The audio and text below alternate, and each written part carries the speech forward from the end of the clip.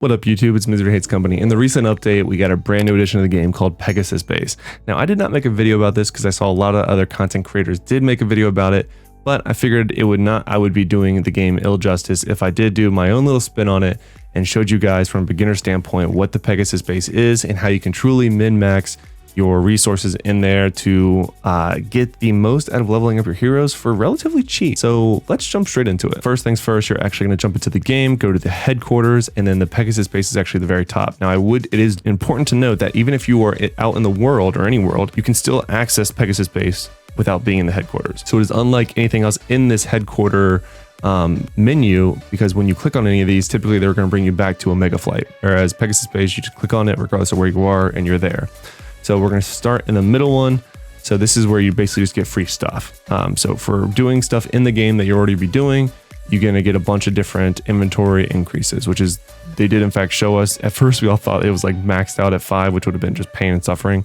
But I'm actually at level 21, as you can see on the far right. So you need squad rank of a certain level or higher, at least 2 special companions owned. The reason I'm not level 22 is that I don't have 10 level 30 or higher companions. Admittedly, I feel like we don't get enough experience cards for companions as free to play. So that's why I don't have that. I'm very sparing with my cards, my XP cards, to make sure I'm only using it on heroes that I'm actually, or the companions that I'm actually using. And then the last one is at least 4 level 110 or higher heroes owned. I'm working on all of mine getting to 120, so that was probably pretty easy for me. But it looks like you can go a pretty decent amount. I think it's, 40 is max. And look, I mean, you can get plus 20, plus 25, plus 25, plus 25. And this is on all your heroes. So if you don't want to waste the gems on getting a higher inventory space or higher bag space on all your heroes, this is a great way of doing it. So I would highly recommend this. At least be conscientious of how you get it. Obviously, I'm assuming they're trying to, get people to spend to get higher levels, but I wouldn't worry about that. There's not that much value in it, but this is a nice free-to-play thing if you're just going to casually get rewarded for things you're doing anyway in the game, which is how I would look at it. So that's a supply storage. Now, on the far right, it also says getting ready. I'm assuming this is going to be the squad battle based off of the picture. It looks like it's an Omega flight. Groot and the raccoon are looking at what appears to be people fighting and a bit of an explosion in the middle. So I'm assuming that's what that is. And then the far left is where you have the missions. Now, I'm going to be honest. At first, this was a little confusing. And if you don't pay very close attention, you can very easily make a huge mistake and waste a bunch of resources. So make sure you watch this video to the very end. The first thing you're going to do is see this screen. So I'm not going to show you this first. You need to note that whatever hero you're on. So currently I am on my magic. So if I wanted to switch to, it says at the very top, I don't know why I hesitated. Let's say I want to go to a different hero just for the content, of course. Let's go to Captain Marvel. So we're going to change hero. So I'm actually logging into my Captain Marvel. There she is. I'm going to go back to a Pegasus Base, go to missions. Now I'm going to go tap to start missions. So as you can see from the far left, there's all the different places you can go, all the different zones.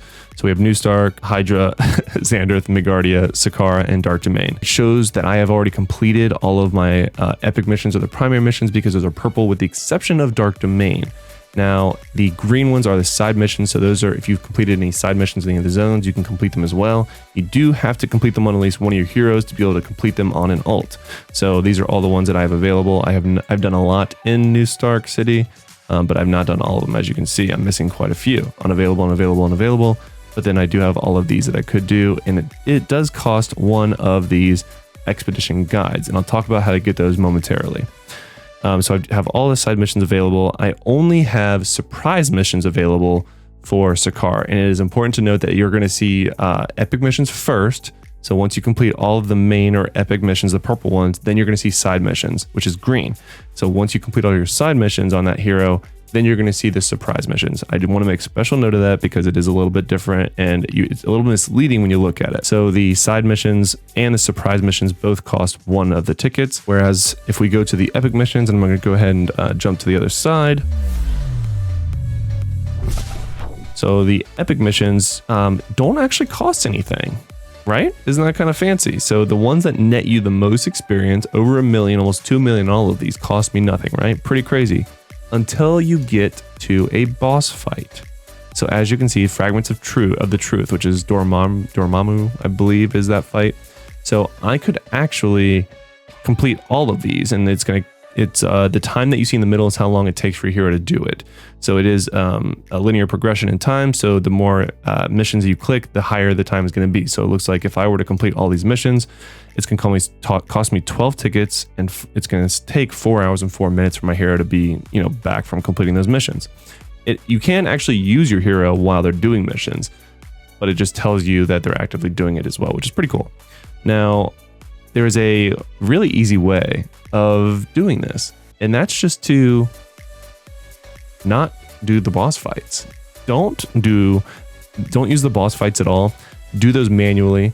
I'm gonna go ahead and queue this up. As you can see, I'm doing 1, 2, 3, 4, 5, 6, 7, 8, 9, 10, 11, 12, 13 missions for absolutely nothing. It's just going to cost me 3 hours of my time. Oh no, I can't play the game. Oh wait, I absolutely can still play the game. That's right. While your hero is doing missions, you can jump on a different hero.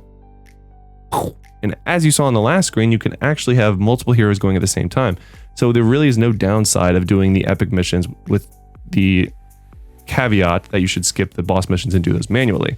Because look, if I were to hit start mission, it's going to show me how much experience I'm going to get. I'm going to get 25 million experience on my Captain Marvel. I'm going to get 175k gold for free, just for doing things.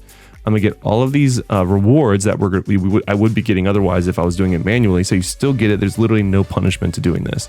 And it just takes 3 hours and 6 minutes. I'm going to go ahead and start mission. Gives you a little cutscene. Goodbye. Although it's kind of funny in that cutscene, your hero is not on the ship as it flies away. You know what I mean? Like, Marvel was watching it happen and plane left. Anyway, so as you can see, the countdown is on screen. Now, when they are done, you're going to get this where it tells you, oh, look, check mark, tap to claim rewards, mission complete. So you're going to do this. You do have to switch back to that hero. So yes, I'm going to go ahead and switch over to my Spider-Man, my Spooderman. And then it says mission accomplished, dark domain. We're going to click that. I only did the one again because I'm doing my own advice. So we're going to hit mission complete, and boom. Tells me mission complete, how much experience I got, the gold that I got, and apparently health pots. So now, instead of clicking this and using my 12 of my 37 tokens, I'm just going to do this manually. So yeah, that's a W. And like I said, you can do this for up to 3 heroes at a time. So you can do it truly up for 3 heroes, and it costs you nothing. You might as well do it. So if you found this video helpful, make sure you smash the like button. And if you want to see more tips, tricks, beginner guides for Marvel Future Revolution, make sure you subscribe to this channel, because I have a playlist for everything. I have a playlist showing you all the best builds for all the heroes. I have a playlist for the resource guides, tips and tricks, news, as well as now a beginner guide that I'm giving you guys. So this is going to be in that playlist. I hope you found it helpful. If you haven't already seen my beginner's guide to farming gold, check out this video right now, because gold is a resource that is very hard to come by, and it's actually something you can get while you're not playing. That's right. You can easily farm gold as a beginner, or even late game. I still farm gold overnight, and you're not even playing the game while you're sleeping or at work. So watch this video right now to learn how to earn gold when you're not doing anything.